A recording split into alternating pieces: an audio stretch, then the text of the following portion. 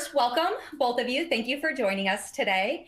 Before we dive into the two questions, I'd love to turn it over to you and give you about 2 minutes each to just describe the overall tutoring program that you have in your district or your state.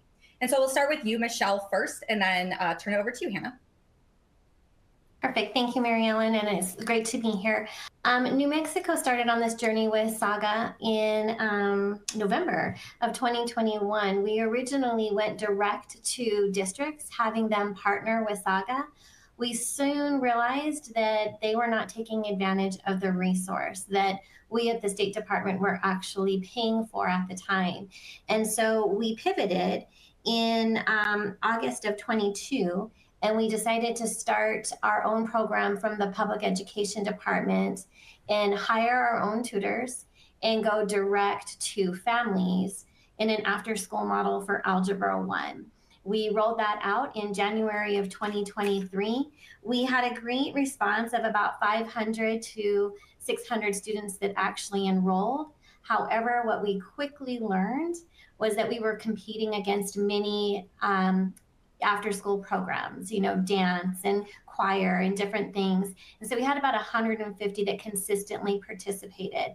Those 150 parents and students had nothing but great things to say about the program, had nothing but great things to say about their progress in actually getting to where they needed to be with their peers in their Algebra 1 content. So we decided that the after-school model was not the best model for New Mexico. And so we partnered with PLI and UChicago and MDRC to do some research in middle math in New Mexico, specifically targeting small and rural districts in the state. And so we now have partnered with 19 of our rural and small schools and are serving about 500 middle math students. And we are excited to see the end of this year's data. We have preliminary data that shows that our students are showing progress, but it'll be nice to actually have that data at the very end. Thank you, Michelle. Good afternoon. My name is Hannah Zay, and I come from Fulton County Schools. Fulton is one of the large metro districts in Atlanta, Georgia. So to give you kind of an idea of how large Fulton is, it's a little over 60 miles long from tip to tip. There are a little over 100 schools within our district. So to kind of give you a little bit of a better idea, like 59 elementaries, 19 middle schools, 18 high schools, 7 charters, and a virtual school. We are large and we are diverse. So our tutoring started very quickly after COVID and with the ESSER funding. We were one of the first districts to actually begin the tutoring process to get learning acceleration going and to support our students. We really have a two type of tutoring model. So we had an RFP go out for tutoring vendors in our schools. So we have outside vendors that support our district. And so with that RFP, we had criteria for those outside vendors to propose working with our students. And those were both virtual and in-person vendors. At the start, we had many virtual vendors and a few who could offer in person. And that was K-12, as well as putting one paraprofessional position into every one of our elementary schools that would offer high dosage tutoring once we came back live in person following COVID. So every school across our district was provided based on a funding allocation funds to provide high dosage tutoring, as well as extended learning and some other programs to provide high dosage tutoring in their building. And they were able to not only provide tutoring with the paraprofessional at elementary, but also utilize these vendors and these outside vendors to provide the tutoring both during the day and after school virtually, as well as some of our extended learning programs. Each of the schools were able to decide whether they were going to serve mathematics or English language arts based on their in particular needs because of the diversity of our schools. So there are a lot of different models that were occurring across the district based on the diversity of those particular schools. In 2022-23, we also decided to partner with the PLI study and MDRC. As we looked ahead at our tutoring models, we had the question of how can we continue this tutoring high dosage as well as make this work more sustainable.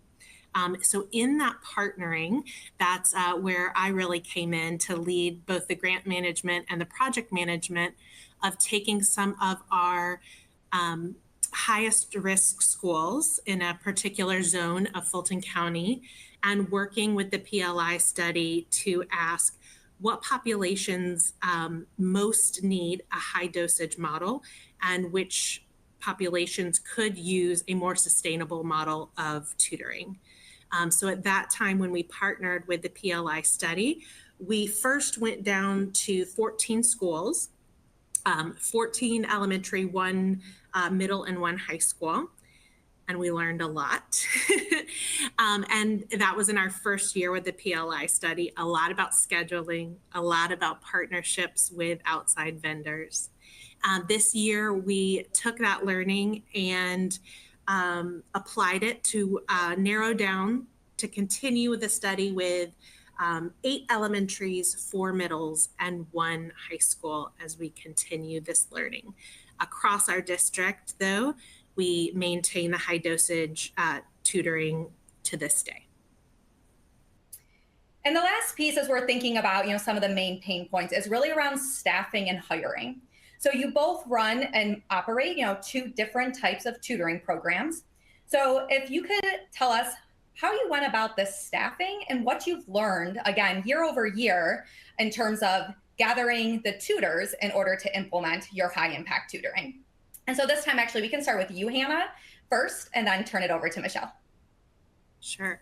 So with this twofold approach, there are strengths and weaknesses with both parts. So having the paraprofessionals in the elementary school is a huge gift because often our elementaries pick a paraprofessional that they know that's in the building, that they kind of pick out as, wow, this is the type of instructional para that would be great for tutoring.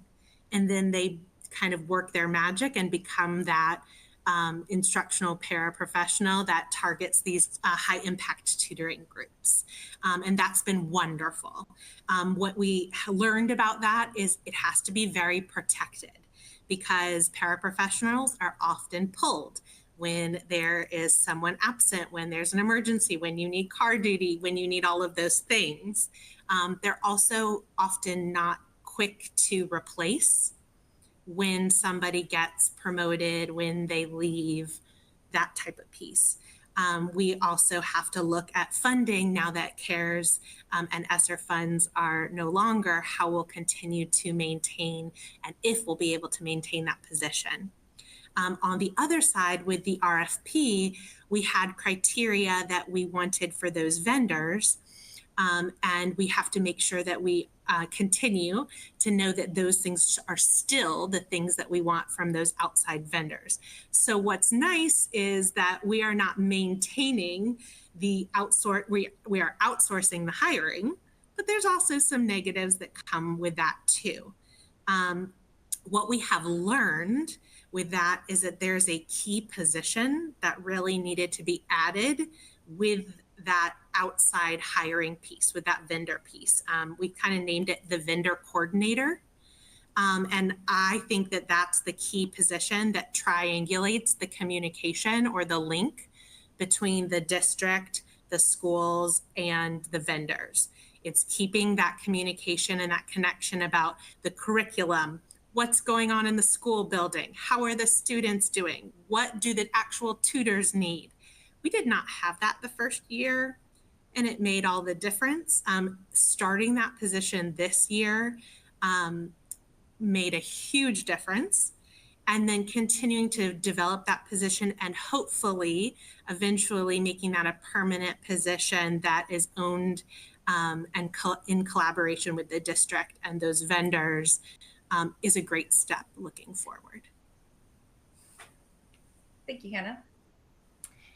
So again, from the state perspective, when we first started to roll this out for the Algebra 1, we did have a difficult time recruiting folks. We went to our own, lists of people that we knew and, different social media, and we still found it difficult. What finally tipped us was partnering with colleges and universities across the nation. We did not stay focused just on New Mexico. We'd originally wanted to hire folks from New Mexico, but recognized very quickly that we were not getting enough folks to come out and do that. So we started putting our advertisement out on lots of social media for universities, specifically using Handshake. And then it started just to flood in. And so we have about 65 current tutors that we got from various different universities, some in New Mexico, some not in New Mexico. And what's nice is because our program is online, we can tap that market and still use them in New Mexico schools. So it really opened up who we could recruit and who we could make sure were quality candidates for being able to present that in our schools. We do want to, continue that training for our instructors. Many of our math instructors have been with us since we did the Algebra 1 and have continued to, work through the Saga Coach curriculum and the Saga Coach training and our training, and we provide some observation and feedback for them. And it's refreshing to hear a lot of our college students really appreciate the feedback to make them better.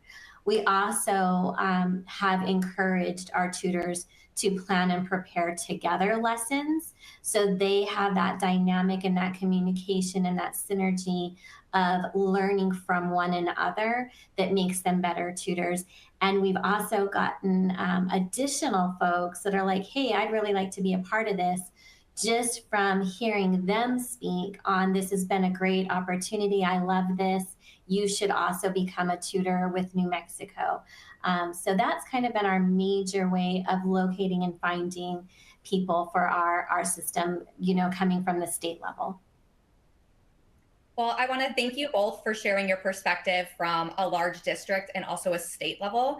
You both are doing great work and thinking about scaling and sustaining your tutoring programs.